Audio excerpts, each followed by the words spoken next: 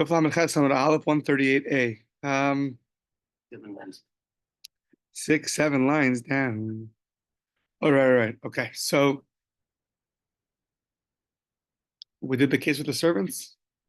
Okay, let's go from there. So we're talking about someone who acquires property. So Reuven gives over property to Shimon through witnesses. He writes in a document, I want to give over property to Shimon. And the witnesses either, pick up a handkerchief, they do a certain kind of acquisition, or they take the document and they're going to give it to Shimon. So it's being acquired through the witnesses to Shimon. And in the beginning, Shimon was quiet. And then when he got the document, when he got the property, he now was then he started complaining. So,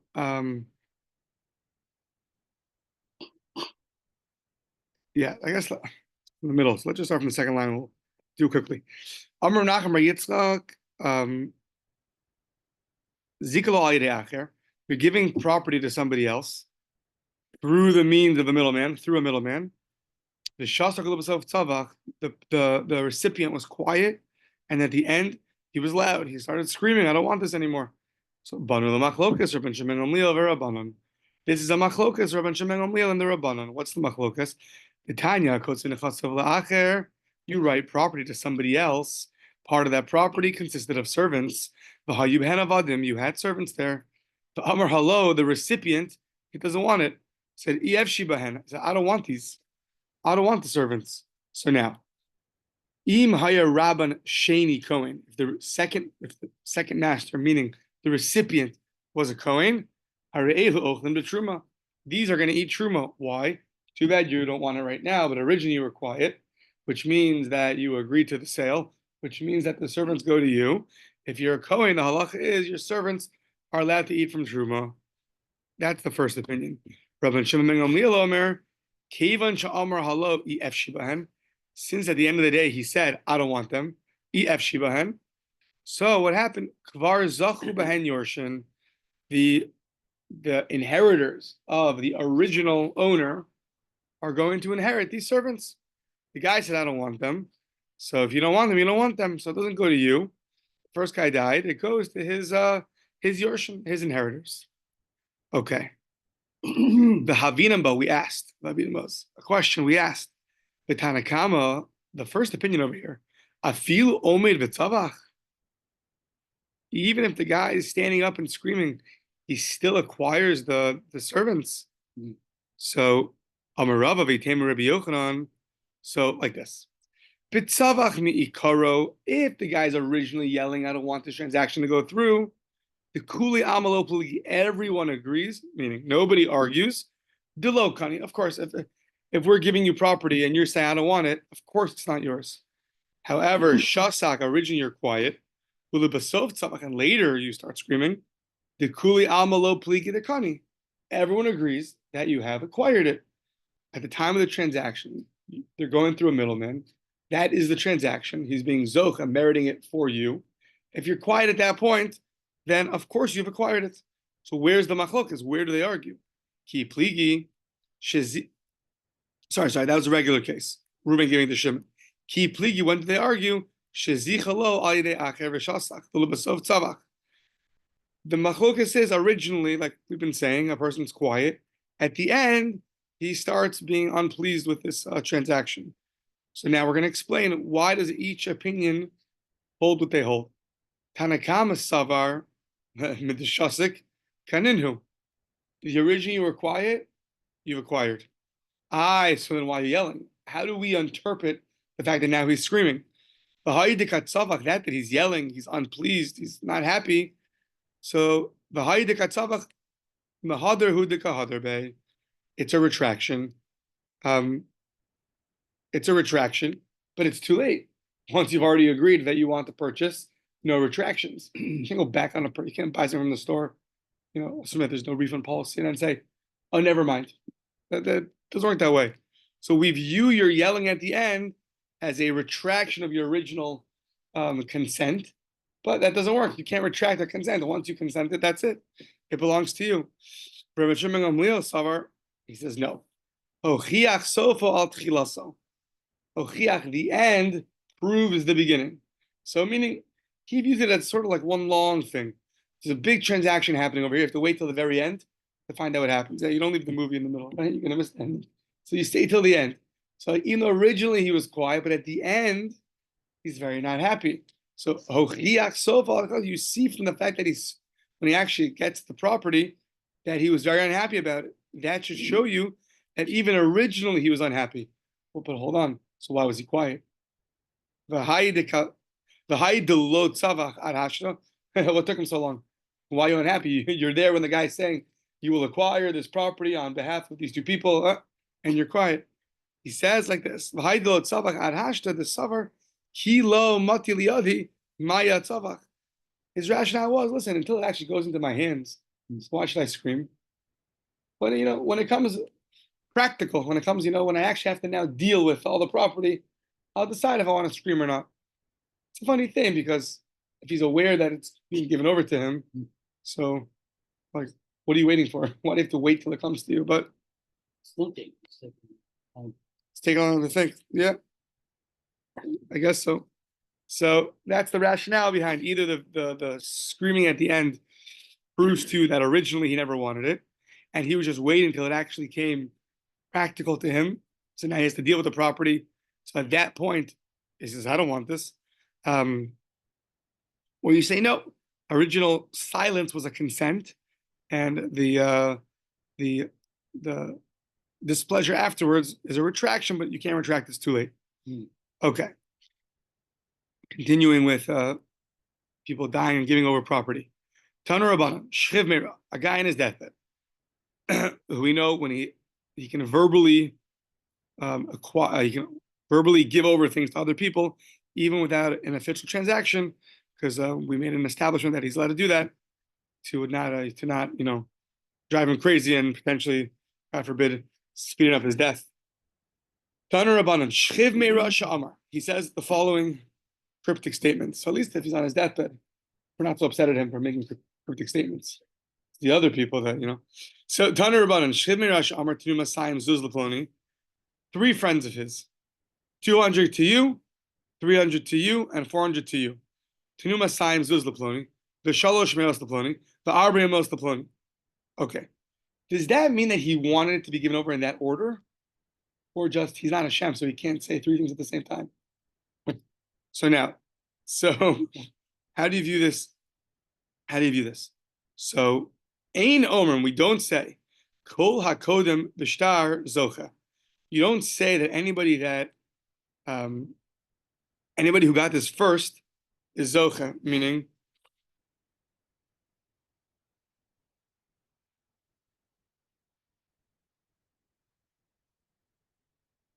so what would happen if you would say that really they acquire it, consecutively? The first guy acquired his first. If the first guy would acquire it first, what would that mean to us? Lefikach yatsa alav shtar chov gova mekulam. So now 200, 300, 400. So 200, 300, 500 plus 400 is 900. The 900, right? And now all of a sudden a document comes out that really this guy that just died, or that's on his deathbed, owes us money.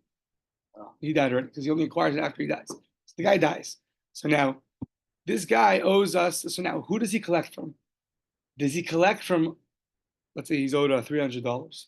Does he take 100 from each person? Or you say, no, it's the first guy. The first guy acquired it first.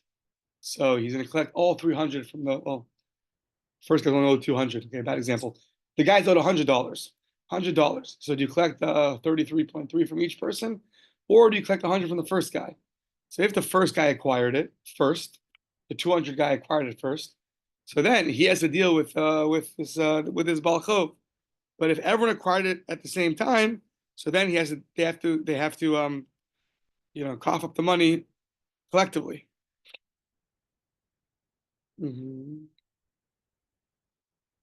Yeah. Yeah, that's what Shmuel says. The guy said it like this because he just can't say two things at the same time, or in this case, 3 things at the same time. But everyone really receives it at the same time, and therefore someone can come and collect. They collect from everybody because It's as if he gave one guy 900. Of course, then you go to that guy. So here he did it, he did it in 3 steps because he can't say 3 things at the same time. Okay, but aval, if, however, Amar Tenuma Saim Zuz Leploni, the Acharav Leploni, if you say I'll give you 200 zuz, and then afterwards I'm going to give 300 to the next guy, and then afterwards the Acharav Leploni, I'll give 400 to the next guy. So then Omrim Kol HaKodim B'Shtar Zocha. So therefore, the first person who gets it, he's the first one that merits the property. Therefore, Lefiach Yatzalav Shtar Chov, if a shtar chov, if a document of a creditor comes and the guy's owed money, so now govim in achron. So this is interesting. This is you have 3 people here, and they each acquire the property in that order. So first you acquired, then I acquired. So now a creditor comes and is owed $100. So who does he go to first? So I think this is really from Gittin. I have a chance to look up fully. But why do you go to the last guy first? Why not go to the first guy? How do you choose? Because the lady's given this out. It's yours, then yours, then yours. So the argument is he still had enough money before the last guy to pay the debtor. Therefore, it's the last guy that's going to pay up because he would have had it. The original debtor would have had enough money to pay back had he not given it to the last guy. Right. So right. So meaning when the first guy got it, there was still money to pay back. So the creditor doesn't have to deal with the first guy. Second guy also still had money to pay back. Now that he gave it to the third guy, now there's no more money to be paid back from. So the first stop of the creditor is to the last guy. Yeah. Very good. So now, okay. Now let's say the last guy doesn't have the money. Gov Mishulafanov and Ein Lo Gov Mishulafanov. Mishulafnei Fanov. So you go from the last guy. If he doesn't have, you go to the second guy. And if he doesn't have, you go to the first guy. So it depends how the guy says it. Will depend on the right of a creditor to collect. Tana Rabban, another brisa. Shchimirash Amar Tenuma Saim Zuz Leploni. The Shchimira says give 200 zuz to this person. Tenuma Saim Zuz Leploni. Leploni Bini Bechor.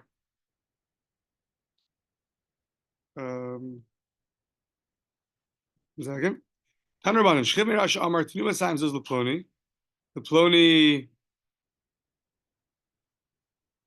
Yeah, Leploni Bini Bechor. Kira'uilo. Notlan the notel s b'charaso. Okay, so now the Shchimira says give 200 zuz to, I think he says Leploni B'ni Bechor, meaning how they chance my firstborn as it benefits him. As it benefits him.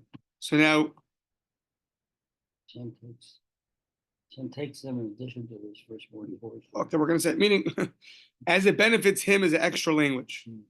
So what he means to say is give him the firstborn and give him this money also. Meaning he's not saying it in place of his firstborn. Right. He's saying alongside the firstborn.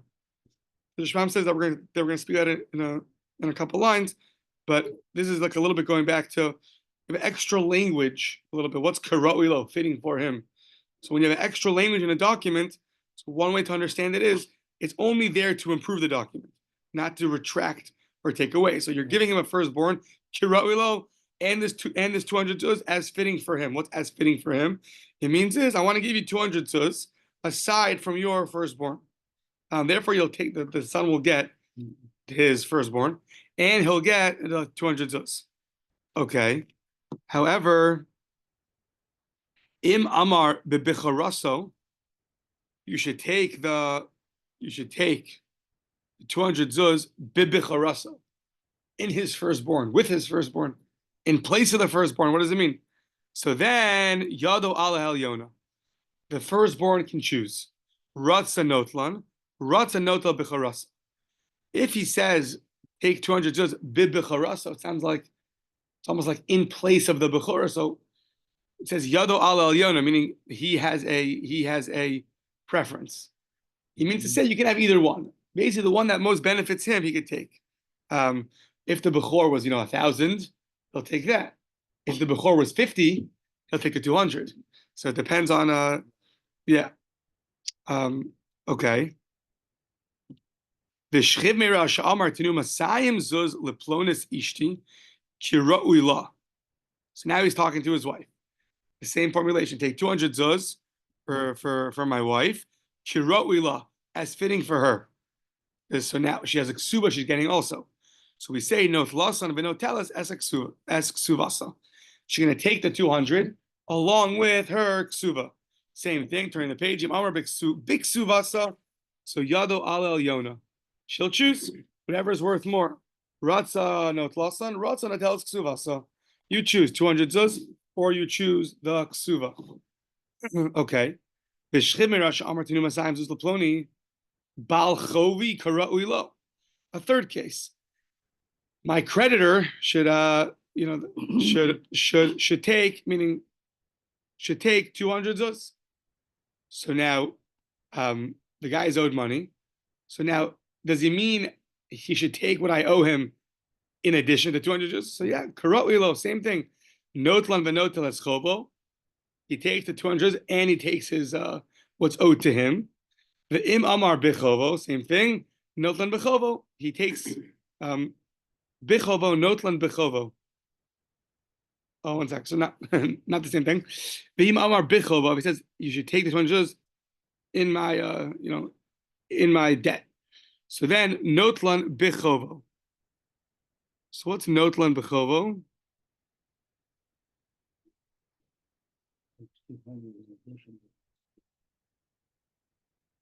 Oh, he does. It is the same thing. He takes his debt and 200. So the guy's owed a few $100s. So he takes the few $100s and the 200. Okay. No, not in Bechuvas. They take them only as payment for his debt. Not in addition. Okay, so the first way we said it. He can only take it as payment. Meaning he doesn't get both, right?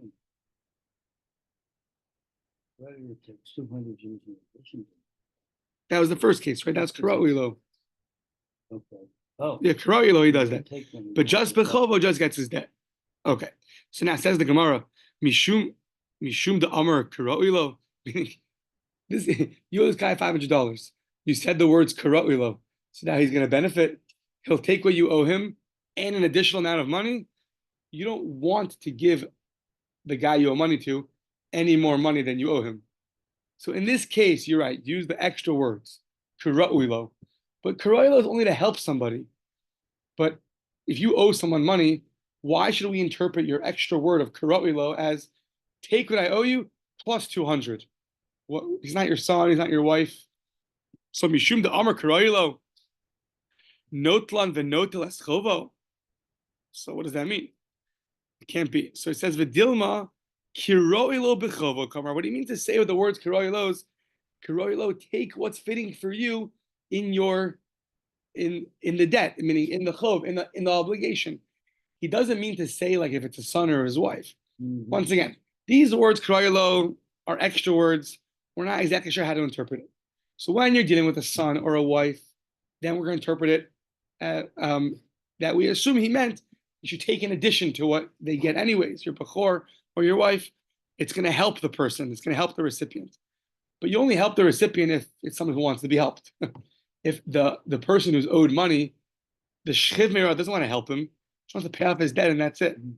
So there you'll interpret the words karoi lo means take what's fitting for you in the obligation, in however much I owe you. Okay. Yeah, it makes sense. Yeah. Okay, good. Amar Rav Nachman, Amar li Huna. Rav Nachman says, Huna said to me. So who is this opinion who says we'll take the words and we will interpret it to enhance the document? Hamani Rabbi Akiva he. This is good chazara from almost 100 daf ago. Hamani Rabbi Akiva he. Didayik lishna yisera. Rabbi Akiva is the one who interprets extra language in the document. So you have a document, you write exactly what you had to write. Then you have some extra words. Rabbi Akiva is the one who's going to interpret it, in a positive way. So just interesting that Rabbi Akiva is also the one who always interprets in every little crown on top of the letter. Oh. And Hashem showed Moshe Rabbeinu that you're going to have He went to get the Torah, and Hashem showed him how he was putting little crowns called a tag on top of the letters. So what are you doing this for? So there's gonna be a student one day. He's gonna interpret all these things, all the S's in the Torah, Rabbi Akiva, you know. Anyways, so the Tanah in the Mishnah says, so now you sell a. See if you can remember this. You sell a house, just a house. So you sell a house. You don't sell the pit or the cistern, the reservoirs of water. You just sold the house, the Tanan. V'lo sabor, v'lo sadus. You're only selling a house. Afal pisha kasavlo umkavaruma. Even though in the document it says you're going to sell the house from its heights to its depths. What is heights to depths? I don't know, but it's not going to mean that you're going to sell the pit also. So now, what happens? V'tzarich likachlo derech. Now, the seller of the house, he just sold the house. However, this goes back to our ba'ayin yafa. He sells things with a generous eye. So he's going to sell not only the house, but that path, the path that goes towards the pit, will also be sold with the house. Therefore, if the seller wants it back, he has to buy it back from the buyer. But the seller sells very generously. He sells the house and the path.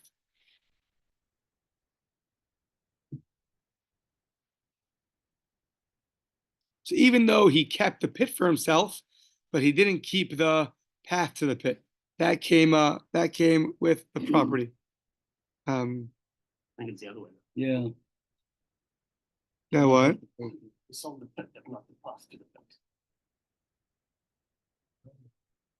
You must purchase a right of way. From the buyer, towards the rabbi. The sages say. Not the room, that means he bought the pit and he bought the roof. He bought, yeah, let's see. I'll get there. I only quotes part of it. Yeah, let's see.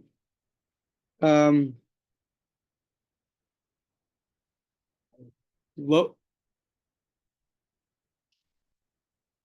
If a guy, yeah, I thought it's a guy sold a house. The Mishnah says, "Loas habor, veloas sadus." That's straight. So Umkavaruma changes. So Aval Pisha Kazla Umkavaruma. Even though he wrote it, he doesn't get the pit. V'tzarech likach lo derech divrei Rabbi Akiva. Yeah, Like the buyer, the seller has to to. buy from the buyer a path. Now we're going to see the Umkav room in a second. Yeah, we're going to, because that's something because he sells generously. But now, what do we need? We need the following. Because he keeps the pit and he keeps the path to the pit for himself. Fine.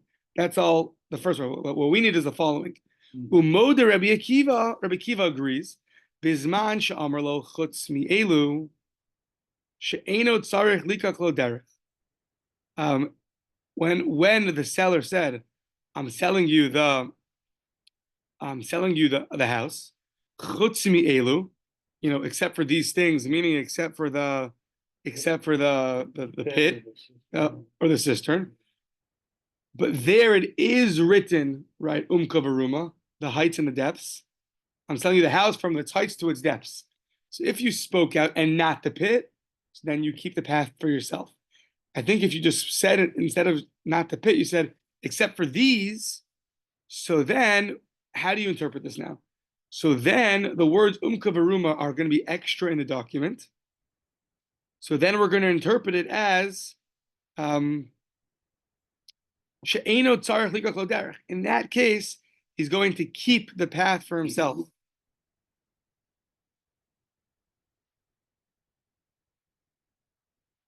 Give me 1 second. Sorry. The guy says, "I'm selling you a house except for a pit and a cistern." And then he says, "Chutz mi'elu," except for these, right? The chutz mi'elu is repetitive. He already told me, I'm selling it to you, and I'm selling to you the house and not the pit. And then he says the words, chutz mi'elu. So you don't need, let's say even in a better case, he just sells the house, right? He only mentions, "I'm selling you the house." He doesn't talk about the pit. And then he adds the words chutz mi'elu, except for the pit. So now, if you didn't mention the words chutz mi'elu, what would you have thought? You only get the house. you're not getting the pit also. And then he adds the words chutz mi'elu. I'm selling you the house and not the pit. So you don't need to tell me and not the pit, because if you didn't tell me not the pit, the buyer wouldn't have gotten the pit anyways. So what must he be saying when he says chutz mi'elu? It can't be telling you to exclude the pit, because he wouldn't have got the pit anyways. It must be that it's extra. And if it's extra, what he's saying is, I'm selling you the house except for these. That includes even the path. Even the path. So now, if you, in general, you say, I'm selling you a house and not the pit, you would keep the path for yourself. In this case, where you're just selling the house and you mention nothing about the pit, and you write except for these, so then what you mean to say is you're including the path. You're selling the house except for these, even not the path. Yeah. So now, in general, if you say I'm selling you a house, so then the buyer only gets the house. If you say I'm selling you a house and not the pit, so then the buyer gets the house and the path to the pits. The path came with the house. That's Rabbi Kiva. He sells things very generously. If you say I'm selling you a house, except for these, so the except for these is extra, so it must be teaching you something. So Rabbi Kiva is medayik in the document. It must be, except for these tells you, except for everything other than the house.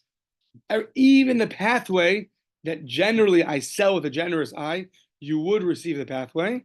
In this case, you do not get the path.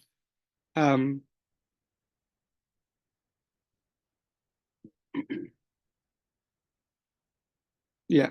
Okay. So we found an explicit Rabbi Akiva that has extra words in the document, and it's going to be used for the guy's benefit. That what he means is he wants to keep more property for himself. Alma, kaven de lo tzarich.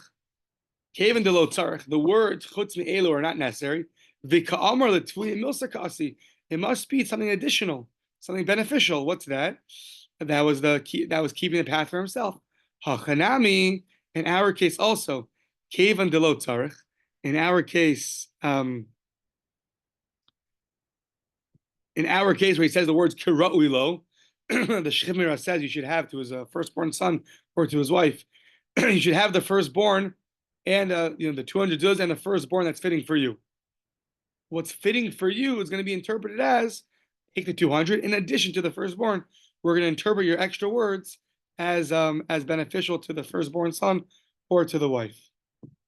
Hachanami came to Lotzarech v'ka'amar. It was unnecessary, and you stated it anyways.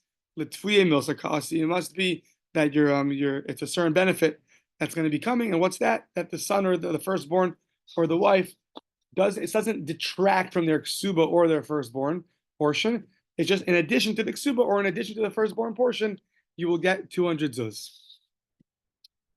Taner Rabbanan Shchivmei Rosh Amar Mana Yechli Eitzel Ploni. You should know I have $100 by Ploni. So now witnesses are there, and they're going to be writing this down. Now Ha'edim Kosvin. Okay, they write down. Reuven is dying. Just told us that he's actually has $100 by Ploni, meaning Ploni owes him $100. So the witnesses write this down. Afal pi she'ein makirin. They have no idea if this is true. Who's Shimon? But the guy's dying. Who knows? Maybe he's not all there. I don't know. So now, even though they don't know, they write it down in the document.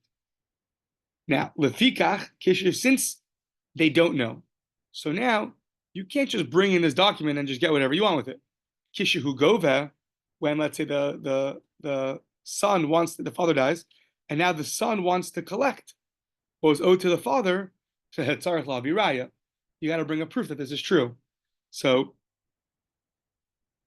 you got to either confirm this is true or bring some kind of witness. But since the Eidim wrote this down without knowing who Shimon is, you can't just bring this in and get what you want. That's the opinion of Rav Meir. However, you can only write down. The witnesses have no right to write down the words of a shchimera if they don't know and they can't validate that this is true. So if it's your next door neighbor, and the guy just mentioned to you yesterday that or they were there and they saw the loan, something else. If you have no idea who Shimon is, and the fact that he just tells you, oh yeah, he owes me $100, he owes me $4 million. So come and say you're not allowed to write that down, unless you know for sure this is true. Therefore, if you found a document with this written inside, you do not need to bring a proof, because since they don't let you write it down unless you know that it's true, that itself is enough of a proof. Two witnesses who know it's true documented this, and therefore you don't need an additional proof. Okay. Machlokas or Meir the Chachamim, are you allowed to write it down or not? The difference is going to be, do you have to then bring a proof? Fine. Amar of Nachman, Amar li Huna. Rav Nachman said, Huna told me, Tana, Amar li Huna, Tana, Rabbi Meir Omer, we taught the following brisa, Rabbi Meir Omer ain't kosin, the Chama Omerim kosin. Okay, that's what we just said. That was the brisa. Good. The Af Rav Meir lo Amar. So why did Rav Meir say what he said? That we make you bring you have to bring a witness when you want to bring this document. Why did he say that? The Af Rav Meir lo Amar elamishum bezdin toin. Rav Meir required an additional proof because he was worried of bezdin toin. So what's bezdin toin? So toin means to make a mistake. So he's worried that since this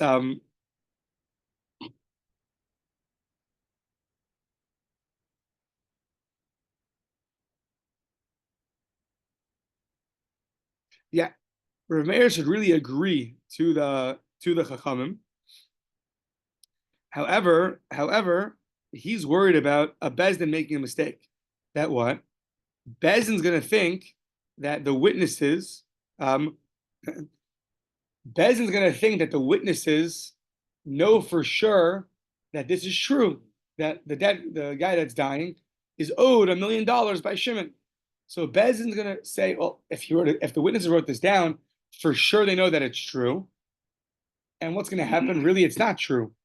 So therefore, when you come to bring this document to Bezdin, you need to require extra proof, or you need to require a proof. So why is he so worried about that?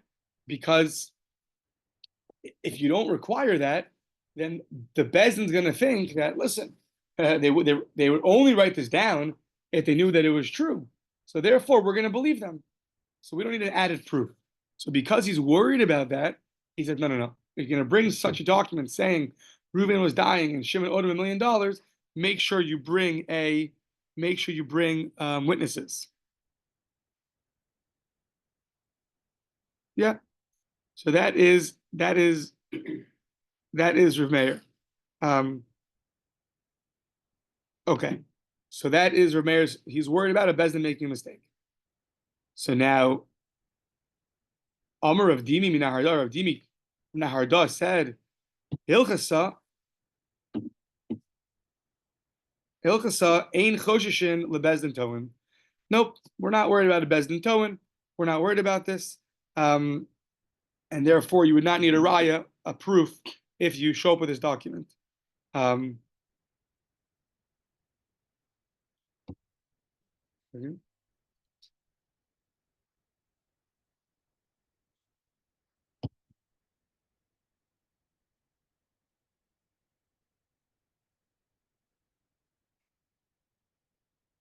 One thing basically what Abdin is saying is that the Betin's going to check it out and they're not going to accept it. Yeah, I think I missed one detail and now it makes more sense. 1 second.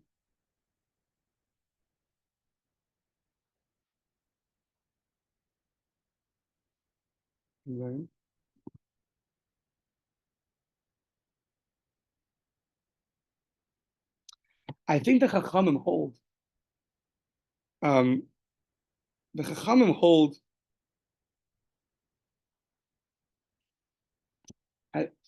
Maybe I'm wrong, but the Chachamim hold post facto. Meaning, I think they hold that witnesses would never write this down unless they knew. So therefore, if this document shows up, it must be the witnesses knew about this, knew about the deal. Originally, I thought that right now the guy's dying. Witnesses have no idea what happened, right? So, and the Chachamim, for some reason, still allow you to do it. But I don't think that's true. If you really have no idea, it seemed to me, but maybe I'm wrong, I'll double check, that it means that when the document shows up, the Chachamim would say the witnesses would never write it down unless they knew. Therefore, you don't need another proof.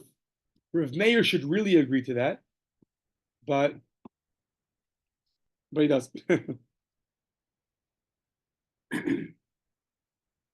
Maybe I'm wrong. I think I'm wrong. They can write down even if they don't know, right? Right. So why don't the Chachamim require a proof? That's the. I guess it's part of the leniency of a guy that's dying. But I think we go on further. Yeah. Okay. So why is this different? Okay. So yeah, then we're gonna ask the question. We're gonna ask the question, but I guess no. I guess my second thought was not right. I guess even the witnesses don't know about this, they can still write down in the document, and therefore the document shows up. We're not worried about it. I'm just wondering why we're not worried about it. Well, you can go one of two ways. What Rema is saying is that essentially that the bet thing will accept it at face value, and therefore if it's wrong, they made a mistake. So him, I understand. You need to require a proof. That I get.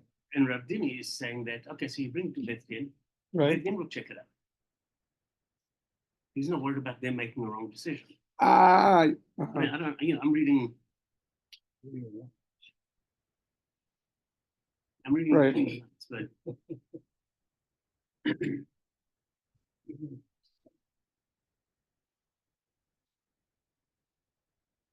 Oh.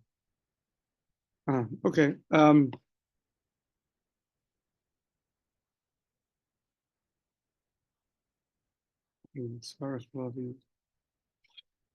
Right. That's probably. I'm not concerned with the error. I think it carries. Yeah. Okay. I missed one little three words in the Rishbam.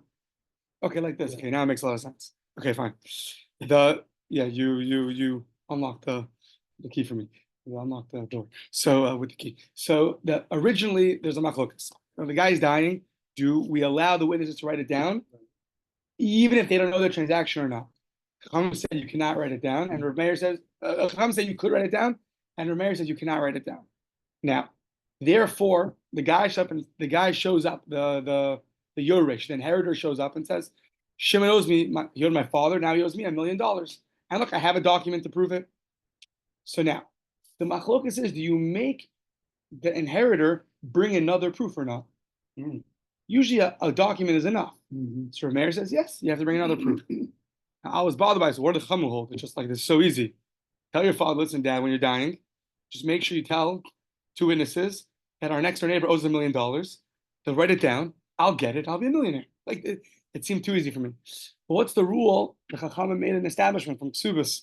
When you show up with a document, you have to validate the signatures. You have to confirm that this is true. So it's like Steve was saying, the Bezdin's going to have to figure out if the witnesses are valid. They won't just let money be passed over. The question is, does the guy who wants the money need to bring another proof? But the money being passed over is Bezdin's problem. They'll have to get it validated. They'll have to look into it. That's obviously, if Bezdin looks into it and realizes it's a fallacy, they're not going to have the money get passed over. The question is, do you, the inheritor, need another proof or not? Okay, fine. Thank you. Thank you, Steve. Hilchasa ein choshen lebezdin. The Rabbanan aren't worried about a Bezdin making a mistake, the original mistake, and therefore they're going to take this document. They're going to have to go validate the signatures and go from there. Umay shnami de Rava. What's with Rava? Dama Rava ein chotz al imkein makirin ein mamanin el imkein makirin. So you do chalitza in front of two witnesses, or you do mian. What's mian? Very quickly, the father is allowed to marry off his daughter. Father's dead. Brother or mother, older brother or mother can marry off rabbinically their daughter. However, daughter, when she matures at 12 and a half, 12, she's allowed to reject mian, to reject. She can reject the marriage. the brother and the mother do not have the right to have her married forever to the guy they chose. She can opt out, as opposed to the father, where she can't. So that has to be done. This miyun, this rabbinic divorce, has to be done also in front of witnesses. So that cannot be done unless the witnesses know of the marriage, they know of the yibum of the brother-in-law. They have to know. Lefikach, therefore, if they do it, it's only because they know. So lefikach kosen get chalitza get miyun. If they're there, they're allowed to document this. The afalpi she'ein makirin. So they're allowed to write this down. So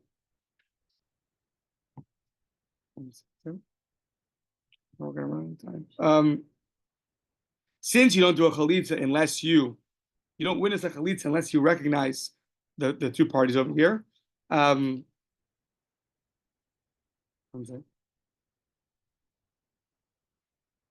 No, sorry. You don't do a chalitza unless you know the person doing chalitza too, or me and two. So therefore, when the witnesses document this, it's a good documentation.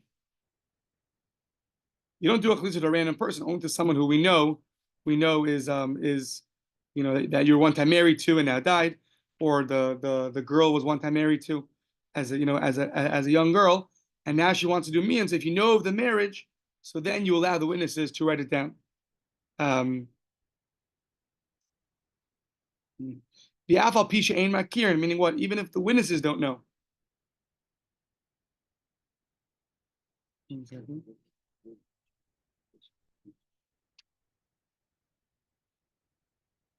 Beis Din would never allow